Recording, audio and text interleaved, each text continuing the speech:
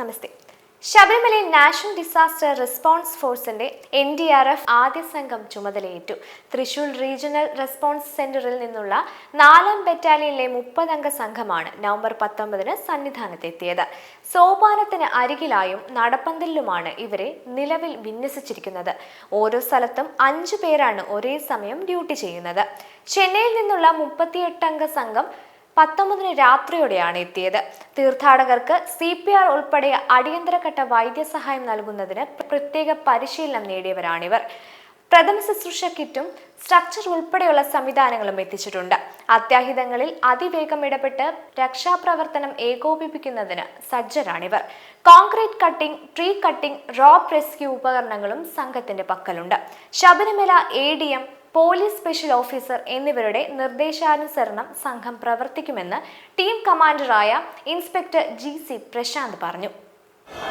ശബരിമലയും പരിസരവും ശുചീകരണം അല്ലെങ്കിൽ ശുചിത്വമായി സൂക്ഷിക്കുന്നതിന് വേണ്ടിയിട്ട് എല്ലാ വർഷത്തെയും പോലെ തന്നെ വിശുദ്ധി സേനാംഗങ്ങൾ ഈ വർഷവും നമ്മുടെ ശബരിമലയിൽ എത്തിച്ചേർന്നിട്ടുണ്ട്.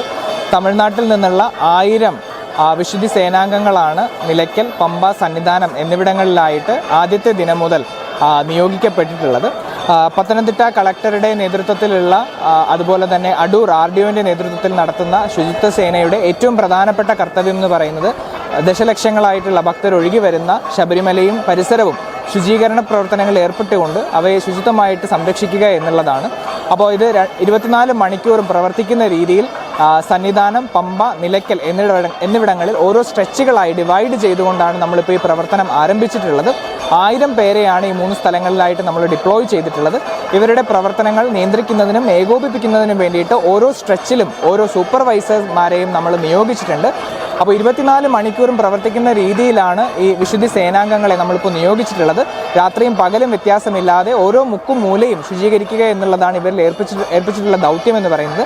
അപ്പോൾ ഇവർ കളക്ട് ചെയ്യുന്ന ഈ മാലിന്യങ്ങളെല്ലാം തന്നെ അതാത് സ്ഥലങ്ങളിൽ നിന്ന് ട്രാക്ടറുകളിലൂടെയും ട്രെയിലറുകളിലൂടെയും എത്ര ദുർഘടമായ സ്ഥലങ്ങളാണെങ്കിൽ പോലും നമ്മൾ എത്തി അവിടെ നിന്ന് റിമൂവ് ചെയ്തുകൊണ്ട് ഓരോ ഏരിയയും നമ്മൾ ക്ലീൻ ആയിട്ട് സൂക്ഷിക്കാനുള്ള ഒരു വളരെ ശ്രമകരമായിട്ടുള്ള ഒരു ദൗത്യമാണ് ഇവർ ചെയ്യുന്നത്. അവർ വളരെ പരിമിതമായിട്ടുള്ള സൗകര്യങ്ങളിൽ നിന്നുകൊണ്ട് തന്നെ വളരെ കൃത്യവും ഭംഗിയുമായിട്ട് ഈ ഒരു കർത്തവ്യം നിർവഹിച്ചു വരികയും എനിക്ക് തോന്നുന്നു തുടർന്നുള്ള ദിവസങ്ങളിൽ ഭക്തരുടെ എണ്ണം ഒരുപാട് കൂടിയാൽ പോലും ഈ കൃത്യം അവർ ഭംഗിയായിട്ട് നിർവഹിച്ചുകൊണ്ട് നമ്മുടെ ശബരിമല, നമ്മുടെ പൂങ്കാവനം വളരെ മനോഹരമായി സംരക്ഷിക്കും എന്നുള്ള ഒരു ദൗത്യമാണ് നമ്മൾ ഏറ്റെടുത്തിട്ടുള്ളത്.